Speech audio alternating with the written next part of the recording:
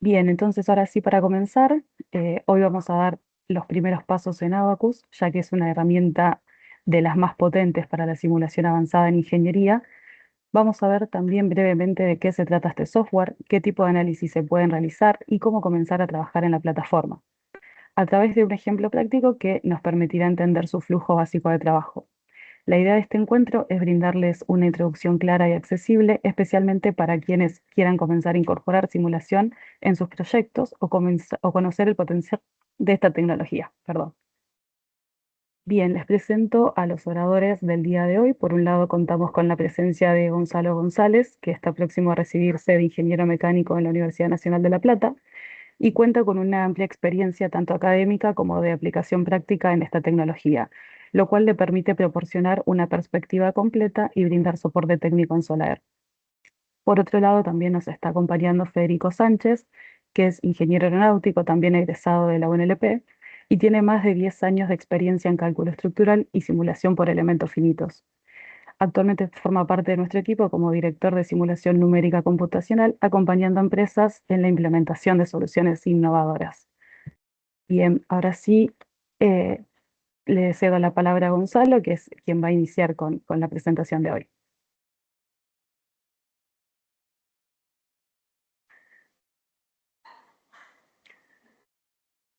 Bueno, buen día.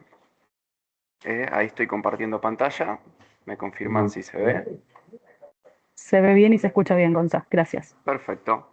Lo que vamos a ver es una introducción a Abacus, ver qué capacidades tiene una introducción a su uso y algo del soporte que se puede brindar en Abacus.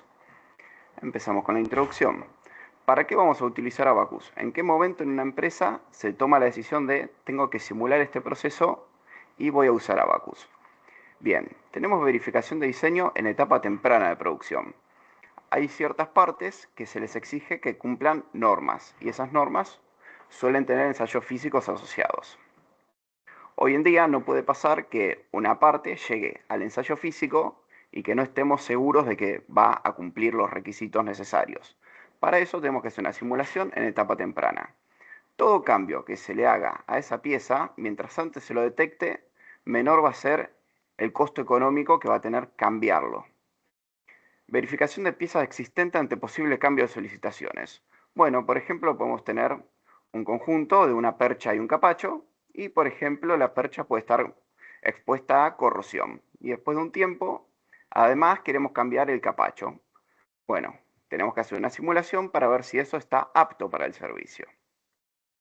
Optimización de funcionamiento en los procesos. Tenemos un proceso industrial.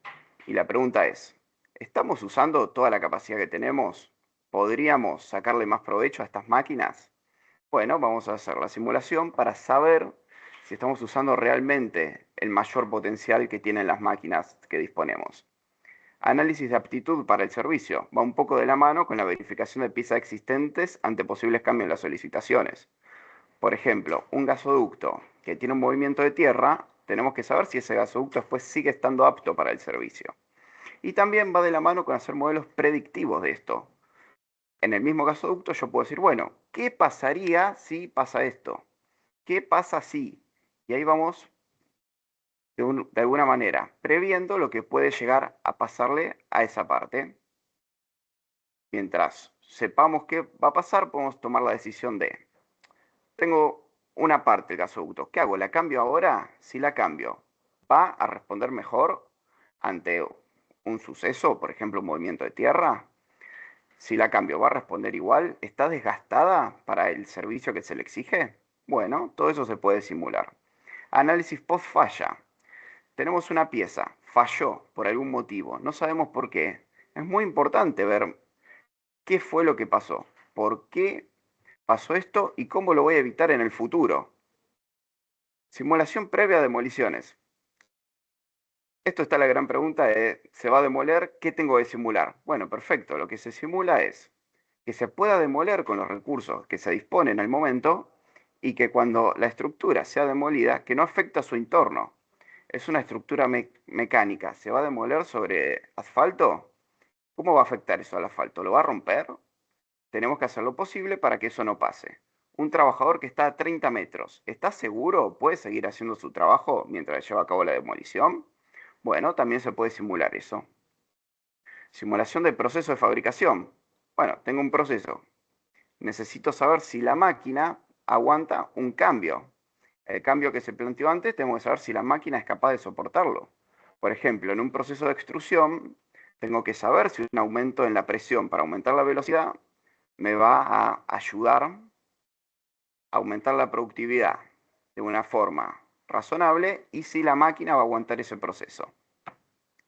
Vamos a ver unos resultados de simulaciones hechas y que siguen los ejemplos anteriores.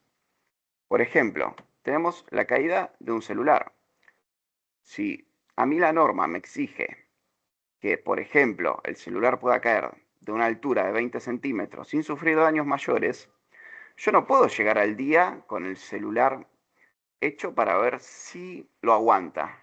Porque si no lo aguanta, el gasto en tecnología que se llevó para desarrollar esto es gigante y ya estamos en una etapa que cuesta mucho cambiar, si es que no se simuló. Bien, tenemos los famosos crash test. Si una empresa quiere simular un choque, lo tiene que hacer en la etapa temprana. Suponiendo que queremos tener un auto que sea muy seguro y por eso la gente lo quiera. No puede llegar el día del crash test y que nos demos cuenta que en realidad no cumple los requisitos que estábamos buscando. Podemos hacer modelos fractomecánicos. Yo acá puedo llegar a tener una fisura en este lugar. Bueno, ¿cómo se va a expandir esa fisura? ¿Va a ser algo crítico? ¿Cuánto tiempo va a poder funcionar la máquina con esa fisura ahí que se está expandiendo? ¿Hasta dónde se va a expandir? ¿Qué pasa si se expande mucho y se llega a la rotura? Bueno, tenemos que simularlo todo eso. Tenemos esta simulación que es de un proceso de pintura de un chasis del auto. Se llama roller dip. Acá lo que se busca es que todo el auto, toda la carrocería sea pintada apropiadamente. ¿Qué podemos ver acá, además de eso, de si el proceso funciona? La pileta, ¿es muy grande? ¿Puedo achicarla y ganar espacio en planta? La velocidad de rotación del auto, ¿es la óptima?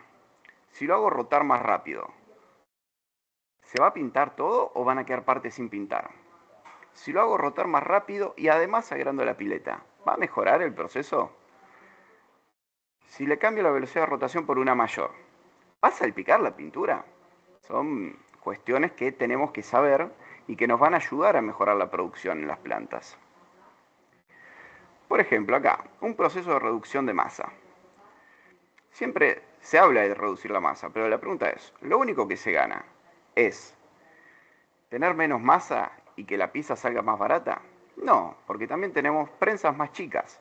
Si vos vas a poner una fábrica y podés comprar una prensa que tenga menos fuerza, es algo importante. Y si compras la pieza hecha, es igual de importante, porque vos podés tener un solo proveedor que esté en tu zona con una prensa de la capacidad que necesitas, pero ahora si vos reducís la masa y necesitas una prensa más chica, podés tener 4, 5, 6 proveedores simplemente por ese cambio. El transporte. ¿Cómo es de una pieza con mucha masa comparado con una con la mitad de masa, por ejemplo? Si se hace de forma manual, ¿cuántas piezas más va a poder llevar una persona que antes no podía? ¿Cuánto se va a abaratar el traslado de esa pieza? El tráiler tiene una capacidad de peso que puede llevar. Podemos pasar más, podemos transportar más piezas con los mismos recursos. Un análisis térmico. Un conjunto de pastillas de freno con el disco. ¿El disco está disipando el calor que necesitamos que haga? Si yo lo exijo, ¿se va a calentar mucho la interfaz del disco con la pastilla? ¿Va a perder capacidad de frenado? Si el disco se calienta de más, ese calor, ¿a dónde va a ir? ¿Va a ir a la rueda? ¿Va a ir a la cubierta? ¿Se va a calentar la cubierta y va a perder adherencia? ¿Qué va a pasar? Bien, podemos simularlo, podemos ver la capacidad que tiene. Si yo aumento el tamaño de la pastilla. ¿Le voy a reducir el coeficiente de convección? ¿Va a reducir la pérdida de calor por convección que tiene el disco? Bueno, podemos verlo. Proceso de extrusión de un perfil. Cuando yo extruyo un perfil, ¿cómo queda la forma? ¿Qué fuerza voy a necesitar? Son todas cosas que hay que saber de antemano. Hay cuentas que son muy conservativas. En caso que se busque ser un poco menos conservativo, se puede ver esto. Además de que tenemos la posibilidad de saber la fuerza exacta que vamos a necesitar y no sobredimensionar las cosas cuando por ahí no es necesario. Esta es una simulación de un bird strike. Lo que es un impacto de un pájaro contra el aspa de una turbina de avión. ¿Qué pasaría si esto no se simula? Si yo no hago esta simulación, tengo un aspa que no sé si me va a servir hasta que haga la prueba física, con todos los recursos que conlleva llegar a tener ese aspa funcionando. Funcionando no, perdón, ese aspa ya fabricado. Bueno, lo que vamos a hacer es ver un ejemplo muy simple de cómo se arma una simulación en Abaqus. Tenemos una viga empotrada, muy simple, tenemos la flexión que va a tener. ¿Por qué lo calculamos manualmente? Bueno, para comparar el resultado con Abaqus. Tenemos la tensión, vamos a comparar ambos valores, 7,6 y 169 megapascales. Vamos a compararlo con la simulación. Acá ya tenemos algunas hechas, pero vamos a crear una nueva para hacerlo desde cero. Vamos a usar 3 modelos, pero por lo menos uno vamos a hacerlo desde este momento. Vamos a crear la parte, podemos crearla como sólido, como shell o como wire. Vamos a crear las 3, así que empezamos con un modelado de un sólido. Bien, para el dibujo tenemos que dibujar la sección transversal. Así que tenemos 0, 0,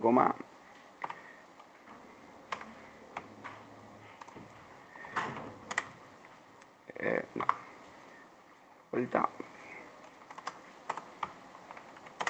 Bien, esta sería la sección transversal y para la extrusión elegimos el largo, 450. Voy a cambiar el fondo, así se ve un poco mejor. Voy a ponerlo blanco. Ahí creamos una parte. También podríamos suponer que es una cáscara de espesor muy delgado. Y en ese caso lo único que tenemos que hacer es dibujarlo de esta forma. Tenemos que tomar una decisión de si dibujar la parte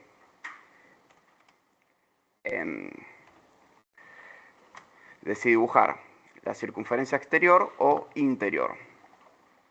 Pero bueno, una vez tenemos todo dibujado, se ve la diferencia entre el sólido y la cáscara. Son dos modelos distintos. Y también tenemos un tercero, que en este caso vamos a ponerle, como es el que vamos a usar en este momento, vamos a ponerle nombre. Vamos a hacerlo bien.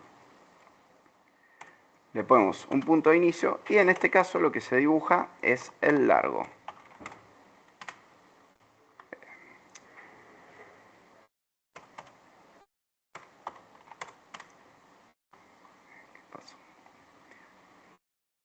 Vamos a hacerlo con cotas. Esto es de 450. No, así no es. Vamos de vuelta. Creamos en el origen y en 450 que sería el largo. Ahí está, ahora sí. Bien. Ahora tenemos que asignarle propiedades a estas partes. Para eso tenemos que crear el material. El modelo de material tiene que ser tan simple como la física del problema lo permita. Y las unidades que usemos No vamos a ponerlas acá, sino que simplemente tenemos que saber qué sistema usamos.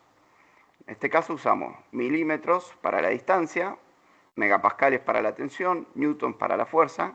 Tienen que ser unidades consistentes. Bien. Y vamos a hacerlo de acero. Y tenemos que crear además la sección que va a tener esto. En caso de ser sólida, no hay mucho para elegir, así que se crea y ya. Pero en el caso de una cáscara, vamos a poner el nombre de la sección tipo shell, ya nos pide más cosas. Por ejemplo, el valor del espesor, en este caso 2,5. También podríamos modificar cuestiones de los cálculos, pero de momento no nos vamos a meter ahí. Y también vamos a crear la sección del BIM. Uno está modelado como sólido, el otro como cáscara y el otro como una viga. Tengo que crear el perfil también. Para eso, venimos acá y ponemos tubo circular. Y acá vemos algo importante. Nos pregunta si queremos que use un método de una pared delgada o una pared gruesa. Esto tenemos que decidirlo conforme a cómo queramos que sea nuestro modelo. Es una decisión que hay que tomar. Obviamente, siempre pared gruesa es más conservativo. Y bueno, vemos, nos pide el radio exterior, le ponemos 7,5 y el espesor, que en este caso es 2,5. Le damos OK, seleccionamos, ya tenemos el material seleccionado y le damos OK. Bien, ahora nosotros creamos las propiedades. Estas propiedades hay que asignarlas. Así que vamos a asignarle la propiedad y ahora no va a aparecer renderizado. Tenemos que hacer dos cosas antes que esto aparezca. Cambiar las opciones de display y activar el renderizado. Y además tenemos que indicarle a Abaqus cómo está orientada esa sección. En este caso, si es una sección circular, bueno, no cambia en casi nada. Pero si por ejemplo tendríamos una sección doble T, no es lo mismo, está orientada así, en este sentido, que así. Entonces, bueno, eso tenemos que asignarle la orientación. Y ahí ya podemos ver la pieza renderizada. Tenemos que hacer un trabajo similar para la sección de shell y sólida. Acá es importante, tenemos que recordar si antes dibujamos la parte superior, la inferior o una superficie media. Y para ver el renderizado tenemos en el mismo lugar que renderice la cáscara. Y bueno, la sección sólida que simplemente seleccionamos. Bueno, se pueden tener varias partes en un mismo ensamble, por lo que tenemos que crear un ensamble. Por más que sea una sola pieza, el ensamble se crea. En este caso, vamos a usar la pieza 4. Si queremos volver a ver el renderizado, tenemos que venir a las opciones de display, pero ahora de ensamble. Ahí está. Perfecto. Tenemos que decirle a Abaqus, tenemos que informarle cómo va a ser la carga. Va a ser estática, va a ser algo dinámico, una transferencia de calor, ¿cómo va a ser la carga? Perfecto, entonces le indicamos que sea un estático general. Hay muchísimas opciones más y podemos indicarle incluso, digamos, un solver implícito o explícito. Bien. En este caso lo hacemos sin linealidad geométrica para poder comparar los resultados con los que teníamos anteriormente. ¿Qué pasa? Nosotros anteriormente no tuvimos en cuenta la linealidad geométrica, la no linealidad geométrica. Entonces la dejamos desactivada. Y podemos ponerle un paso de tiempo inicial mínimo y máximo. En este caso ponemos 0,3 y va a poder hacer la cuenta en 3 incrementos. En el caso estático no sería un incremento de tiempo propiamente dicho, sino más bien qué porcentaje de la carga aplico cuando voy a calcular. Bien, después de step podríamos definir algunas interacciones, pero en este caso particular no es necesario. Y tenemos que definir las condiciones de borde y las cargas. Para definir las condiciones de borde, ponemos empotramiento, elegimos en qué momento, porque si yo tuviera un step estático y después quiero suponer que se rompe el empotramiento, tendría un dinámico también. Vamos a continuar, seleccionamos dónde va a ser esa restricción y ahí está. También del otro lado, en el otro extremo, tenemos que poner una carga. Que la carga habíamos dicho que era de 100 newton, una fuerza concentrada. Hay un montón de cargas. En este caso vamos a poner una fuerza concentrada de 100 newton. Recordemos que las unidades tenemos que saberlas de antemano. Y en este caso sabemos que la fuerza va a ser medida en newtons. Tenemos en el eje Y negativo. Gravedad no le estamos aplicando. ¿Por qué no lo hacemos? Porque en el modelo que teníamos calculado manualmente no tuvimos en cuenta la gravedad, por lo que no la vamos a usar. Debemos hacer la malla de la pieza. En este caso es la parte 4 y tenemos que elegir cada cuánto queremos tener un nodo. Vamos a ponerle un nodo cada 10 milímetros. Ahí podemos ver cada cuánto tenemos un nodo. Vamos a hacer la malla de la pieza y ya está realizado. En este caso, por ser una pieza simple, se hace con relativa facilidad. Tenemos que crear lo que se llama un show, que es donde vamos a ver los resultados de nuestro modelo. Lo creamos y vamos a tener varias opciones. En este momento, lo más importante es saber dónde tenemos el scratch, que no esté en un disco que tenga poco espacio, y saber con cuántos procesadores queremos correrlo. En este caso es una simulación muy simple, no vamos a usar múltiples procesadores. También para algunas simulaciones podríamos usar aceleración por GPU. Bien.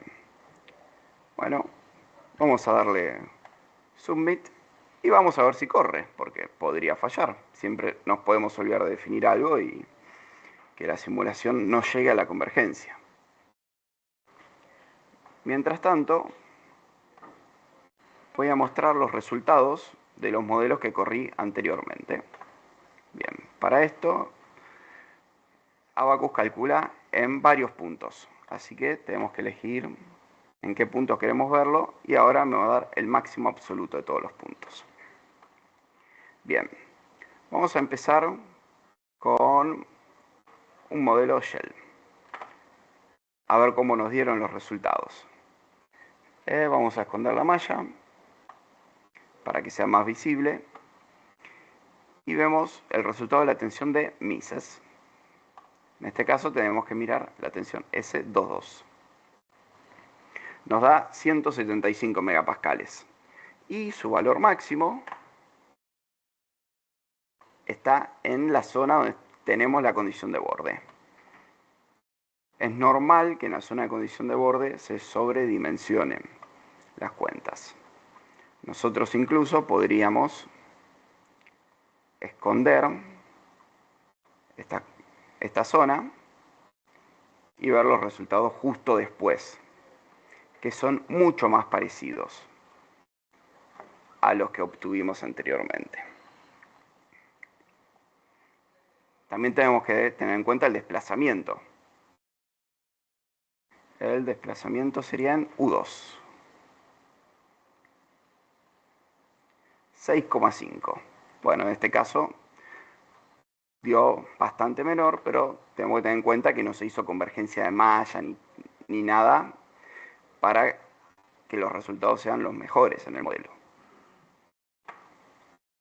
El modelo sólido, vamos a ver los resultados seguramente. En este caso hay que ver S33 y son mucho mayores en el sólido, pero tenemos lo mismo en la condición de borde. Son cosas que suelen pasar. Y más cuando no se hace convergencia de ningún tipo, ¿no? Si escondemos esos elementos, nos acercamos más.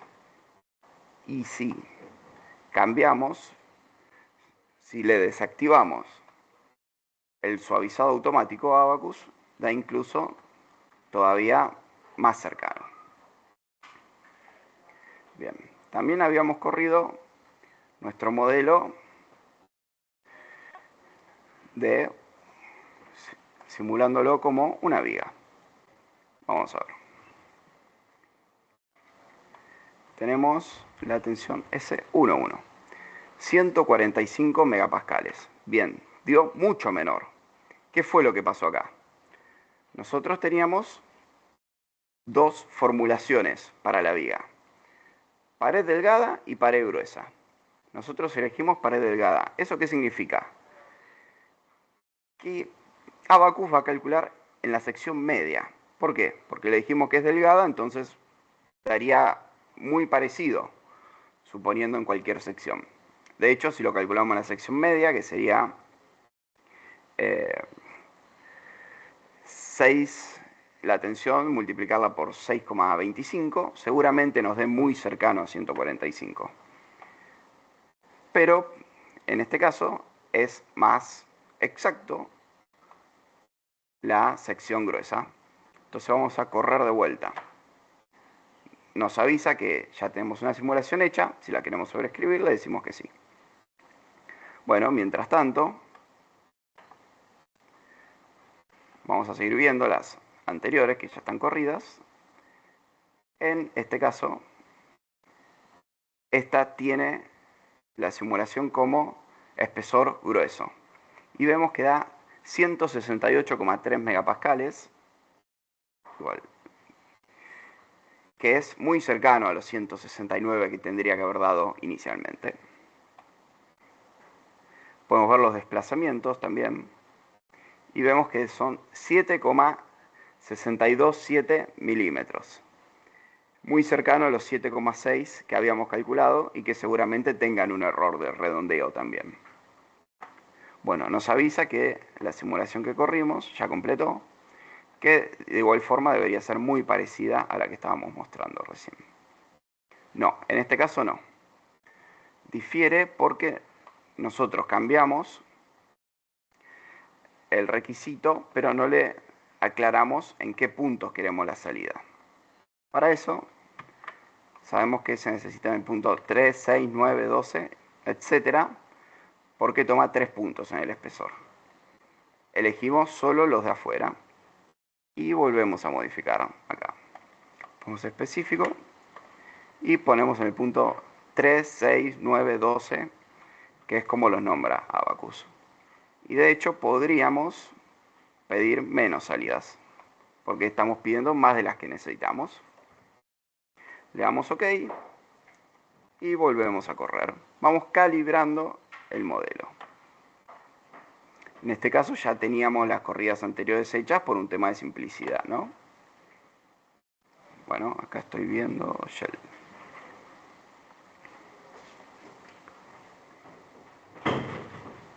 Bien. Ahí corrió y ahora sí vamos a ver los resultados.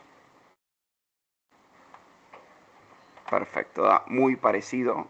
Seguramente la diferencia que tenga sea porque la malla de este es distinta a la que estábamos viendo. Pero dio muy parecido. Otro modelo que podríamos hacer, que ya cambia un poco lo que es la simulación anterior, es activar la no linealidad geométrica. Ahora tenemos un step no lineal. Lo que significa eso es que va a recalcular la matriz de rigidez cada incremento. Y conforme a eso, va a hacer un análisis de convergencia. Recalcula la matriz de rigidez. ¿Se llegó a la convergencia? Sí, perfecto, el resultado es bueno. ¿No llegó? Bueno, tenemos que volver a calcularla. ¿Por qué no llegó a la convergencia?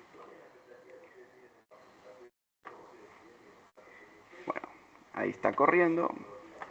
Va a correr, corrió muy rápido, porque es un modelo simple. Vamos a los resultados. Y no cambió mucho. Cambió muy poco. O de hecho no cambió nada. Pero bueno, es un modelo que no tiene muchas deformaciones, por lo que el cambio en la rigidez es mínimo. Bueno, pudimos llegar a completar esta simulación. Y comparamos las distintas simulaciones entre, suponiendo una viga de espesor delgado, comparamos con una viga de espesor grueso, comparamos esos resultados con un modelo de cáscara y comparamos los resultados con un modelo sólido. Todo esto corrió bastante rápido por ser modelos muy simples. Ahora, cuando nosotros tengamos modelos un poco más complejos, como los que vimos anteriormente, ¿cómo hacemos para correrlos? Bueno, de complejidad mediana se van a poder correr en la computadora. Un poco más de complejos, se tiene que usar la herramienta, o se puede tener un servidor, o usar esta herramienta que es para correr modelos que consumen algo más de recursos, sobre todo la RAM. Si somos descuidados, podemos gastar mucha RAM. ¿Qué capacidades tenemos? Bueno, 4 cores, 61 GB. Se hace mucho hincapié en que por ahí el modelo tarde un poco más en correr, pero que tenga la memoria RAM. Si yo no cumplo el requisito de memoria RAM, no voy a poder correr. Si uso más o menos cores, lo que va a cambiar es el tiempo que tarda en correr. Pero es muy importante no consumir mucha RAM o, en caso de consumirla, tener estos recursos. A veces la física del problema simplemente no nos permite consumir poca memoria RAM. Bien. Vamos a seguir con el PowerPoint.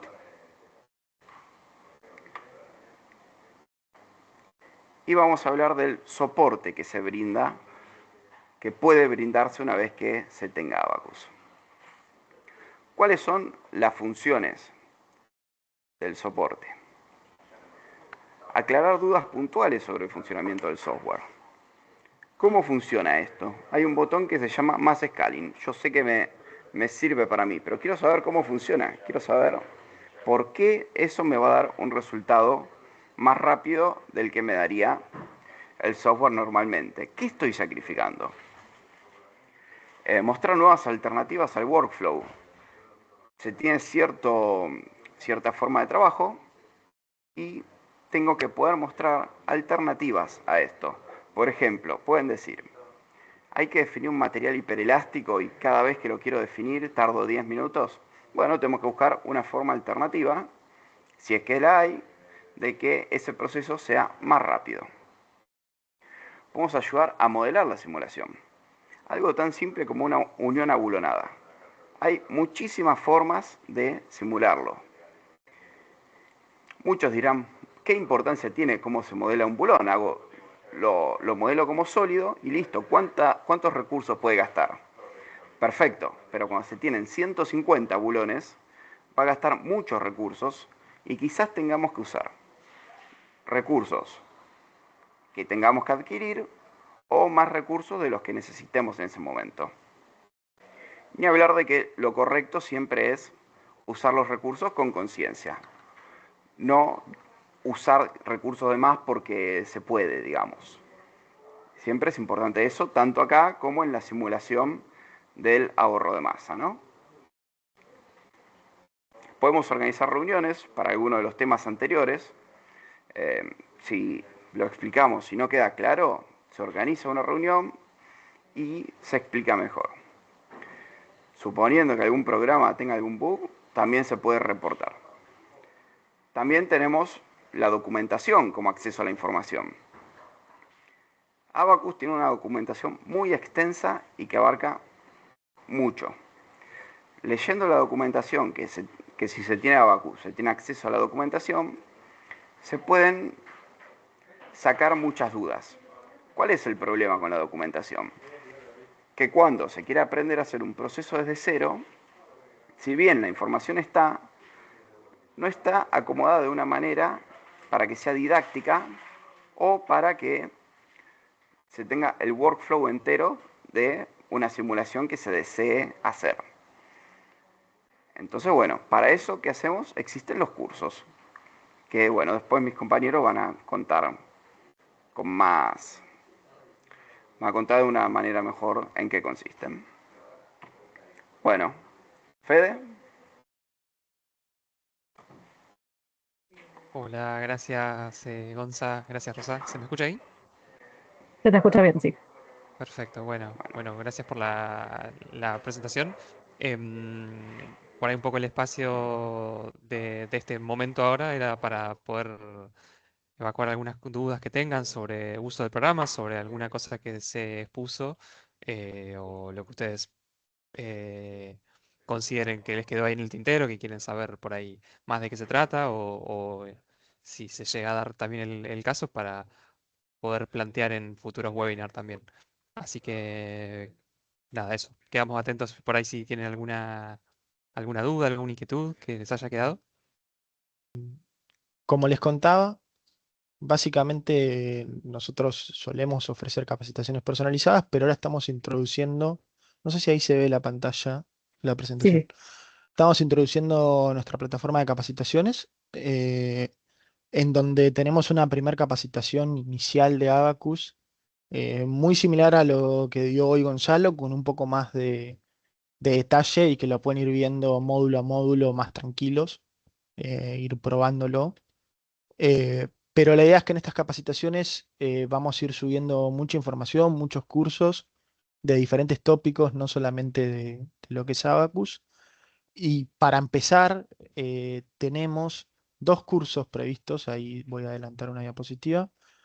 Tenemos un primer curso de contactos en Abacus. Estos cursos van a ser pagos, vamos a tener más cursos gratis también, pero los cursos más complejos van a tener un valor. Eh, que al ser una preventa, la idea, la fecha de lanzamiento está estipulada a fines de abril. Al ser una preventa tiene un descuento importante, termina quedando muy económico. Y em, la idea es que estos cursos ustedes se pueden anotar y hacerlos con el tiempo que quieran, no va a tener límite de tiempo, lo pueden volver a hacer todas las veces que quieran. Y va a ser un curso muy detallado, en donde además de tener la parte teórica de qué es un contacto, cómo se modela teóricamente, va a estar la aplicación en el software que es Abacus, y va a estar acompañado con diferentes workshops en los cuales ustedes van a poder probar estas funciones. Eh, pero bueno, ese es uno de los cursos que están previstos. Acá si ustedes entran, ahora después les vamos a compartir los enlaces, se puede abonar con Mercado Pago directamente, pero también nos pueden contactar y podemos ver otros medios de pago, puede ser por transferencia, si necesitan cotizar en una empresa, se les puede hacer una cotización, no hay problema con eso. Y tenemos también previsto un curso de CATIA V5 desde cero, o sea, está pensado para gente que nunca usó CATIA, tiene una primera introducción de lo que es la interfaz de CATIA, cómo se usa, qué módulos tenemos, y va a estar orientado más que nada al módulo de Part Design y Assembly Design.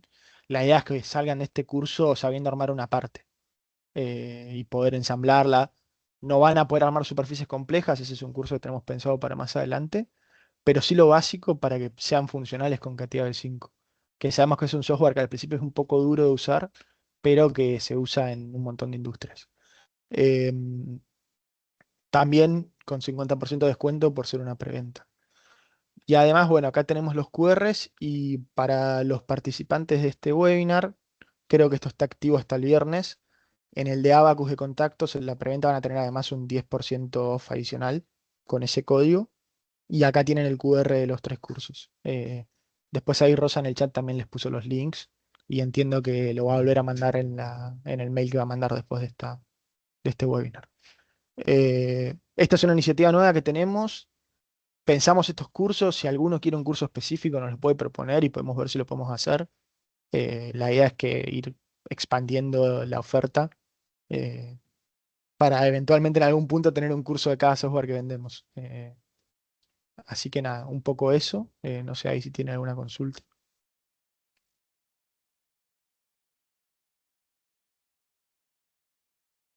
Bien, bueno, entiendo que no. Gracias, Lucas, por haber compartido todo esto nuevo que estamos lanzando.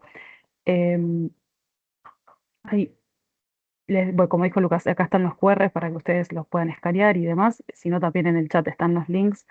Y de todas maneras, sí vamos a estar en contacto, por supuesto, cuando les comparta el video de la grabación. Si ustedes también lo quieren compartir con conocidos, con colegas y demás, también pueden hacerlo. Em, Así que bueno, esto sería todo por ahora. Les agradecemos nuevamente por haberse conectado, por haber estado este tiempo con nosotros. Cualquier duda, por supuesto, quedamos a disposición. Gonzalo y Fede por ahí son los técnicos especializados en esta materia, así que siempre podemos estar en contacto.